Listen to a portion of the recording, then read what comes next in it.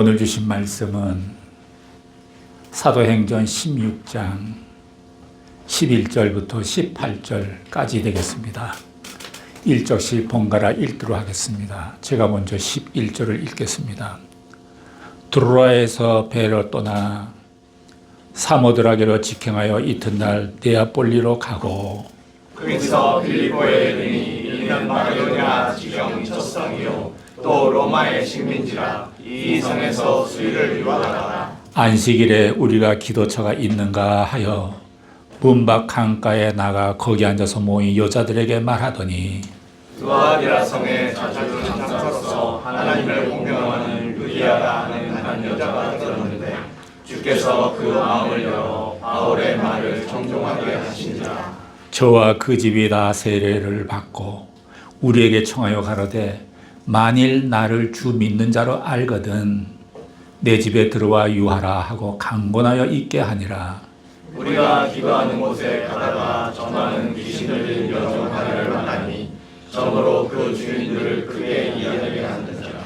바울과 우리를 쫓아와서 소리질러 가로되 이 사람들은 지극히 높은 하나님의 종으로 구원의 길을 너에게 전하는 자라 하며 이같이 여러 달을 하는지라. 바울이 심히 괴로워하여 돌이켜 그 귀신에게 이르되 예수 그리스도의 이름으로 내가 내게 명하노니 그에게서 나오라 하니 귀신이 즉시 나오니라. 아멘.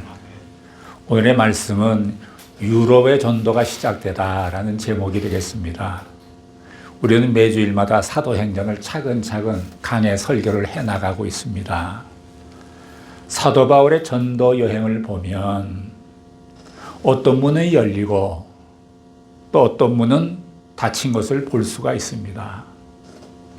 어떤 문은 우리가 아무리 두들려도 자꾸 닫힙니다. 기도가 없었던 것도 아닙니다. 노력이 부족한 것도 아니었습니다. 또 실수한 것도 아닙니다. 그냥 일이 안 되는 것입니다. 간절히 소원해도 안 되는 일이 있습니다. 소나무를 심어놓고 장미꽃이 피게 해달라고 기도하면 되겠습니까? 내가 포도나무에 포도나무 가지인데 맛있는 멜론이 열리게 해달라고 하면 되겠습니까? 공부도 안 해놓고 좋은 대학에 가게 해달라고 하면 되겠습니까? 안 되는 일이죠. 아무리 뜨거운 열정을 가지고 그래 간절히 소원해도 안 되는 일이 있습니다. 어찌 보면 우리는 이런 기도를 하고 있는지도 모릅니다. 즉 하나님의 뜻이 아닌 내 뜻대로 되게 해달라는 기도를 하면서 응답이 없다고 심지어 하나님을 원망하는 사람도 있지 않습니까? 특히 예수를 믿고 헌신했을 때 이런 일을 경험할 수도 있습니다. 내가 가고자 하는 데는 하나님이 못 가게 하시는 것입니다. 이런 경우는 하나님이 그쪽으로 가는 문을 닫으신 것입니다. 저는 은퇴하고 고향으로 돌아가려고 했는데 하나님께서는 내게 후쿠오카의 길을 열어주셔서 여기로 왔습니다. 여기서 구원으로 인도해야 할 영혼이 있기 때문이라고 저는 생각합니다. 하나님의 일을 하는데 문이 닫혔다는 것은 다른 한 문이 열렸다는 뜻입니다. 하나님은 모든 문을 다 닫지 않으십니다. 한 문이 닫혔다면 하나님은 내가 알지 못하는 다른 한 문을 열어놓고 계시는 것입니다.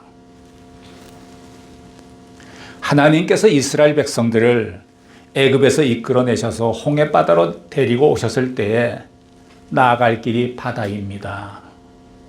더 나갈 수가 없는 불가능한 상황이었습니다. 백성들은 지도자 모세를 원망했습니다. 그러나 하나님의 계획 속에는 홍해 바다를 가르는 상상할 수도 없는 계획이 있었습니다. 하나님 안에서는 결코 절망함이 없습니다. 믿음의 눈으로 보면 그것은 기적을 일으키는 계기입니다. 우리의 생애에서 학교라든가 직장이라든가 결혼, 헌신에 있어서도 마찬가지입니다. 사도 바울이 가고자 했던 소아시아 전도를 왜 막으셨을까요? 그것은 전도할 필요가 없기 때문입니까? 그렇지 않습니다. 하나님의 뜻은 지금은 그것이 아니라는 것입니다. 하나님께는 그분이 정하신 순서가 있으십니다. 그때 하나님의 계획은 아시아를 넘어서 유럽으로 복음이 들어가는 것이었습니다. 그래서 사도 바울에게 유럽의 문을 열어주신 것입니다. 대부분의 인간은 누구를 막론하고 자기 중심적입니다. 자기 일, 자기 헌신만 중요하게 생각합니다. 자기가 사는 것, 자기가 헌신한 선교 단체만 중요하게 생각합니다. 그 세계를 벗어나지 못합니다. 그 안에서만 살아야 할 것 같습니다. 하나님께서는 그런 생각을 깨기를 원하십니다. 하나님은 우리가 이 틀을 벗어나기를 원하십니다. 하나님은 바울에게 이것을 가르치기 위해서 소아시아로 가는 문을 막으셨습니다. 사도행전 1장 8절에 보면 우리가 잘 알다시피 오직 성령이 너에게 임하시면 너희가 권능을 받고 예루살렘과 온 유대와 사마리아 땅끝까지 이르러 내 증인이 되리라 하시니라. 이것이 하나님의 계획이고 하나님의 섭리입니다. 세계를 향하라는 것입니다. 열방을 향하라는 것입니다. 있는 자리에서 자기들만의 왕국을 세우지 말라는 것입니다. 사람들은 자신이 원하는 것이 이루어지지 않았을 때는 쉽게 좌절감을 맛봅니다. 주로 똑똑한 사람들 가운데서 그런 경우가 더 많습니다. 너 자신을 알라, 이런 말이 있잖아요. 이 말은 참 멋진 것 같아요.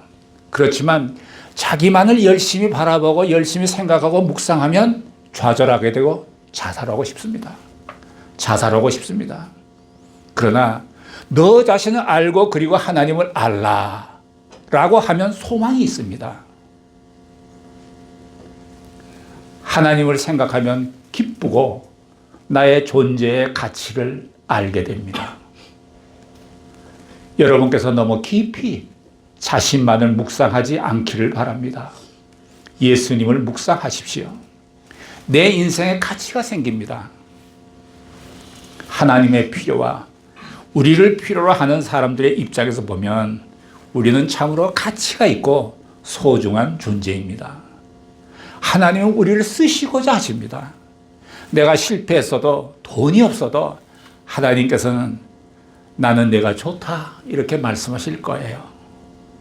내가 실패해서 돈이 없으니까 교만하지 않고 겸손할 수 있는 것이 좋다라고 말씀하실 거예요. 우리 모두는 하나님 앞에서 의미 있는 존재이기 때문입니다. 오늘의 본문에서 12절을 한번 보실까요? 12절 시작. 거기서 빌립보에 이르니 이는 마게도냐 지경 적성이요 또 로마의 식민지라 이 성에서 수의를 요하다가. 사도 바울은 부르는 사람도 없고 마중 나오는 사람도 없습니다. 그러면서 빌립보로 갔어요. 누가 초청해서 간 것도 아니고 하나님이 가라라고 하셨기 때문에 갔습니다. 140여 년 전에 선교사들이 한국에 왔습니다. 그들이 한국에 와서 많은 사람들을 만난 것이 아닙니다. 몇 사람을 만나서 복음을 전했습니다. 그렇게 했더니 지금은 믿는 자가 거의 1,000만 명이 되지 않았습니까? 그때 뿌려놓은 복음의 씨앗 때문에 140여 년이 지난 지금 한국의 아름다운 복음의 꽃이 핀 것입니다. 이것이 성령의 역사입니다. 우리가 할 수 있는 일은 제한되어 있습니다. 우리가 만날 수 있는 사람도 제한되어 있습니다. 그러나 성령님이 일하십니다. 내가 하려면 안 됩니다. 나를 통해서 성령님이 하실 때 열매가 맺어집니다. 평생 동안 한 사람 또는 몇 사람만 전도해도 괜찮습니다. 성령님이 그 후에 일을 맡아 하십니다. 바울은 아는 사람이 하나도 없는 빌립보로 갔습니다. 아브라함도 고향을 두고 아무 연고가 없는 곳으로 갔습니다. 모세도 마찬가지입니다. 그는 구름 기둥과 불 기둥의 인도를 받으며 갔습니다. 이것이 그리스도인으로서 하나님의 인도를 받는 원리입니다. 하나님의 사람들은 자기가 원하는 곳으로 가는 것이 아닙니다. 하나님께서 여기에 머물라 하면 10년이고 20년이고 머물러야 합니다. 그리고 떠나라 하면은 아무리 그것이 환경이 좋더라도 떠나야 합니다. 그런 사람이 하나님의 기적과 사역을 일으킬 수 있습니다. 나의 생각을 하나님께서 받아들이시도록 설득하지 마십시오. 하나님 나 금식할 거예요. 그러지 고집 피우지 마세요. 하나님에게 자기의 사업에 축복해 달라고 보챕니다. 때를 씁니다. 자기가 계획을 세워놓은 일을 승인하라고 요구합니다. 그러나 하나님의 뜻과 맞지 않으면 하나님께서는 끄떡도 안 하십니다. 바울은 빌립보까지 가는 여정에서 이것을 배웠습니다. 빌립보를 마게도냐의 첫 성이라고 소개했습니다. 고대 마게도냐는 지금의 그리스의 북부 지역이고 그 유명한 알렉산더 대왕의 고향입니다. 빌립보는 유럽이 시작되는 곳이고 유럽의 관문입니다. 바울의 전도로 빌립보의 교회가 탄생하는데 이것이 유럽의 첫 번째 교회가 되는 것입니다. 사도 바울이 드디어 유럽 땅을 밟기 시작했다는 것을 뜻합니다. 그리고 그것을 로마의 식민지라고 했습니다. 이것은 바울의 사역에 로마가 포함된다는 것을 의미합니다. 이제 빌립보에 발을 들여놓으면서 바울의 마음은 로마까지 가게 됩니다. 당시 유럽의 중심지였던 그 로마를 바울은 꿈꾸기 시작합니다. 작은 성 다소에 살던 바울이 안디옥을 보더니 소아시아를 보더니 유럽을 보게 되었습니다. 그리고 마침내는 로마까지 보았습니다. 우리들도 어쩌면 총구석에서 태어난지 모르겠지만 복음을 듣고 알고 난 후 세계를 보는 눈이 달라졌습니다. 생각이 달라지고 나의 인생관이 달라지고 내 가치관이 달라졌습니다. 바울은 복음을 전하면서 교회를 세우는 일에 전념했습니다. 아마도 빌립보에 가긴 했지만 사람을 만나야 하는데 누구를 만나야 할지 무슨 일을 해야 할지 몰랐을 것입니다. 선교는 선교지에 교회를 세우는 것입니다. 아무리 단기 선교 아우리치 다녀가도 별 남는 것이 없습니다. 단기 선교 오시는 분들 이렇게 하시는 거 보면 열심히 해요. 30년 전이나 지금이나 똑같아요. 선교는 선교지에 교회를 세우는 것입니다. 교회를 세워야 결국 그것의 구원의 방주가 만들어집니다. 바울 일행이 빌립보 갔는데 거기에는 유대인의 회당이 없었던 것 같습니다. 그것은 유대인들이 별로 없었다는 것이죠. 그래서 바울 일행은 기도처가 있을까 찾아 나서다가 성 밖에 있는 강가에까지 가게 되었습니다. 그들은 거기서 일단은 여자들을 만났고 그들에게 복음을 전한 것 같습니다. 거기서 옷장 사는 루디아라는 한 여자를 만나게 되었습니다. 그녀는 평소에 하나님을 공경하는 사람이었던 것 같아요. 이탈리아 군대 백부장 고넬료와 같은 사람이 아니었을까 생각되어집니다. 하나님께서 그 여자의 마음을 열어주셔서 바울이 전하는 말씀을 열심히 듣게 하셨습니다. 하나님께서 그녀에게 들을 귀를 주신 것입니다. 여기서 우리는 기도 제목 하나를 발견합니다. 하나님, 말씀이 들려오도록 내 마음에 귀를 열어주십시오. 단순하지만 중요한 기도 제목입니다. 복음을 들은 루디아는 기쁨이 충만했습니다. 말씀을 듣고 가슴에 불이 나기 시작했습니다. 그래서 루디아는 바울 일행을 꼭 잡아야겠다까지 생각을 했어요. 그들을 자기 가족들에게 데려가야겠다고 생각했습니다. 그리고 그렇게 했어요. 그러자 루디아의 가족들에게 무슨 일이 일어났습니까? 15절을 보시기 바랍니다. 15절 시작. 저와 그 집이 다 세례를 받고 우리에게 청하여 가로되 만일 나를 주 믿는 자로 알거든 내 집에 들어와 일하라 하고 강권하여 있게 하니라. 저와 그 집이 다 세례를 받고, 요전에 고넬료와 그 집이 다 세례를 받은 것과 똑같은 현상이 일어났습니다. 그 가정에 성령이 임하고 구원의 역사가 일어났습니다. 이렇게 해서 생긴 것이 빌립보 교회의 시작입니다. 얼마나 놀랍습니까?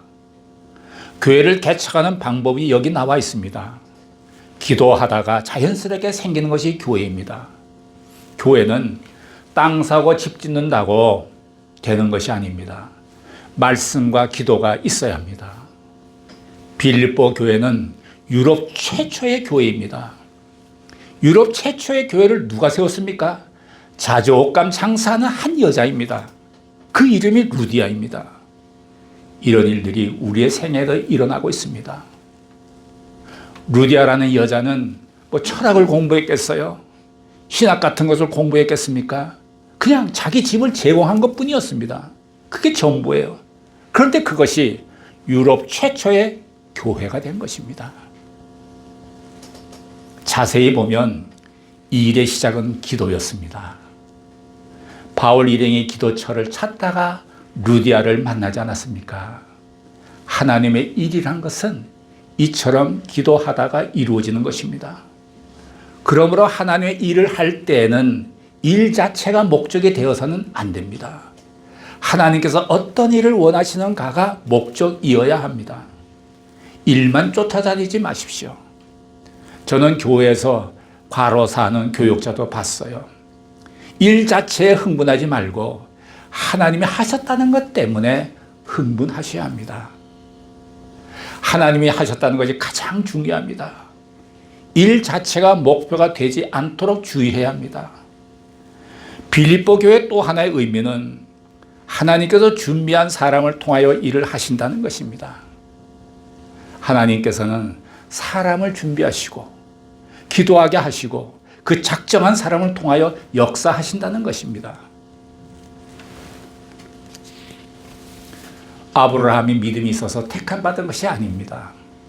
하나님께서 그를 믿음이 있도록 그를 훈련시킨 것입니다. 믿음이 없는 것, 능력이 없는 것, 돈 없는 것 걱정하지 않아도 됩니다. 하나님께서 여러분을 쓰시고자 하시면 그에 합당하도록 만들어 주십니다. 교회는 하나님의 인도를 받아 기도로 준비하고 말씀을 공부하는 하나님의 사람에 의해서 시작됩니다. 이렇게 세워진 빌립보 교회는 유럽에 복음이 전해지는 하나의 신호탄이었습니다. 교회가 세워진 후 또 하나의 사건이 일어났습니다. 바울이 귀신 들린 여자 하나를 만난 것입니다. 16절을 보시기 바랍니다. 16절 시작. 우리가 기도하는 곳에 가다가 저 많은 귀신 들린 여종 하나를 만나니 전으로 그 주인들을 크게 이야기하는지라. 빌립보에서 이런 일이 일어났습니다. 빛이 오면 어둠은 물러갑니다. 귀신 들려서 그 귀신에게 억압된 한 여자가 있었습니다. 그녀는 귀신의 힘을 빌려서 점을 쳤습니다. 여러분, 점쟁이들이 어떻게 점을 치는지 아십니까? 귀신이 역사에서 점을 치는 것입니다. 귀신에게 억압당하지도 않았는데 점 치는 사람이 있다면 그는 사기를 치는 것입니다. 귀신한테 묻지 않고 혼자 점 치는 것은 사기입니다. 진짜 점 치는 사람들은 귀신이 시켜서 합니다. 그런데 이 점 치는 여자가 바울을 만나게 된 것입니다. 그 여자는 바울을 보는 순간 깜짝 놀랐습니다. 왜냐하면 영은 영을 알아보기 때문입니다. 진짜가 왔으니 놀란 것입니다. 가짜는 언제든지 진짜를 보면 당황하게 되어 있습니다. 진짜가 없을 때는 가짜가 판을 칩니다. 이 여자 안에 있는 귀신은 바울을 보자마자 당황하고 놀란 것입니다. 근데 여기 나오는 귀신은 좀 미쳐 돌아다니는 귀신하고는 좀 다른 점이 있습니다. 17절, 18절을 보시기 바랍니다. 시작. 바울과 우리를 쫓아와서 소리질러 가되 이 사람들은 지극히 높은 하나님의 종으로 구원의 길을 너에게 전하는 자라며 이같이 여러 달을 하는지라. 바울이 심히 괴로워하여 돌이켜 그 귀신에게 이르되 예수 그리스도의 이름으로 내가 내게 명하노니 그에게서 나오라 하니 귀신이 즉시 나오더라. 귀신이 전도하고 있습니다. 귀신이 틀린 말을 하면 야단이라도 칠 텐데 옳은 말을 쉬지 않고 하고 돌아다니니까 바울은 괴로웠습니다. 교회에서 집회를 하다 보면 말씀 한마디 한마디 끝날 때마다 아멘, 아멘 하고 큰 소리 치는 사람이 가끔 있습니다. 처음 한두 번은 괜찮은데 말끝마다 아멘 하고 소리치면 그것은 방해가 됩니다. 설교자에게 혼돈을 줄 수가 있습니다. 지금 바울이 이것보다 더 심한 경우를 당하고 있습니다. 드디어 견디다 못해 귀신에게 명령을 합니다. 예수 그리스도의 이름으로 명하노니 그에게서 나오라. 그랬더니 귀신이 즉시 그 여자에게서 나왔습니다. 걸어가지 못한 자가, 기도하지 아니하는 자가 바울의 흉내를 내면서 귀신을 쫓으려고 하면 귀신이 비웃습니다. 비아냥거립니다. 내가 너를 잘 아는데, 이런 말 한마디 귀신이 던지면 움찔합니다. 그러나 귀신은 정말 기도하는 사람, 거룩하게 사는 사람 앞에서는 벌벌 떱니다. 본문에 점치는 귀신이 그랬습니다. 그는 바울을 보자마자 겁에 질렸습니다. 바울에게 영적인 능력이 있었기 때문입니다. 그리스도인의 삶에는 이런 실제적인 삶의 능력이 있어야 합니다. 귀신을 쫓는데 필요한 또 한 가지는 예수의 이름으로 더러운 귀신 나가도록 명령하는 것입니다. 바울에게는 능력이 있었습니다. 영적인 권위도 있었습니다. 우리는 오늘 본문을 통해서 세 가지를 살펴보았습니다. 첫째는 바울의 지경을 유로까지 넓히며 세계를 품게 하셨습니다. 둘째는 한 헌신된 여인을 통해서 교회가 세워지는 모습을 보았습니다. 마지막 세 번째는 더러운 귀신이 예수님의 이름으로 떠나는 것을 보았습니다. 이와 같이 하나님의 놀라운 능력과 복이 우리 모두에게도 함께 하시기를 예수님의 이름으로 축복합니다. 기도하시겠습니다.